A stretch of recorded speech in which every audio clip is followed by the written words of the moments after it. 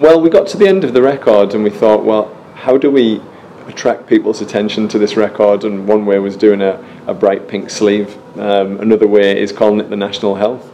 The previous three records were all kind of poetically minded in terms of the title, and they were all embedded within a song on the record so that people would suddenly hear this line and go, there's the album title.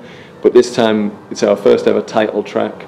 I think when you hear the National Health as a phrase, it'll possibly make you think differently about some of the other songs on the record.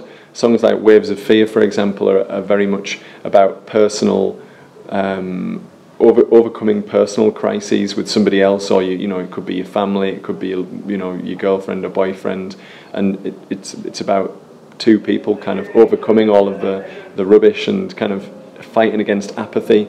But obviously, once you've heard the title, the National Health, that can extend to a more, a political apathy, or the National Health is meant to be this ambiguous phrase. When taken out of its context, it doesn't mean the National Health Service anymore. It means how is the nation feeling, and not just our nation. There's obviously a global recession, and I think it affects everybody. And for me, not to write about things that I'm affected by wouldn't be right.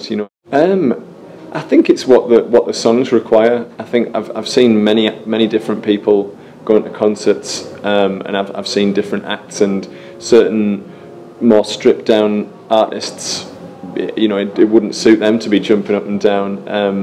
I think you've just got to be who you are on stage, but kind of magnify it somehow. And the music that we make has an aggression. It also has as we've spoken about, a kind of pop aspect. A will to please the audience. If somebody's paid, nearly 20 quid or something to see you, it's a big sort of slice of their weekly income. I think it's your duty to put everything that you have into it, and that I suppose that means putting your heart and soul into it. And if that's there in the performance, then I would personally go home happy, having seen somebody do that.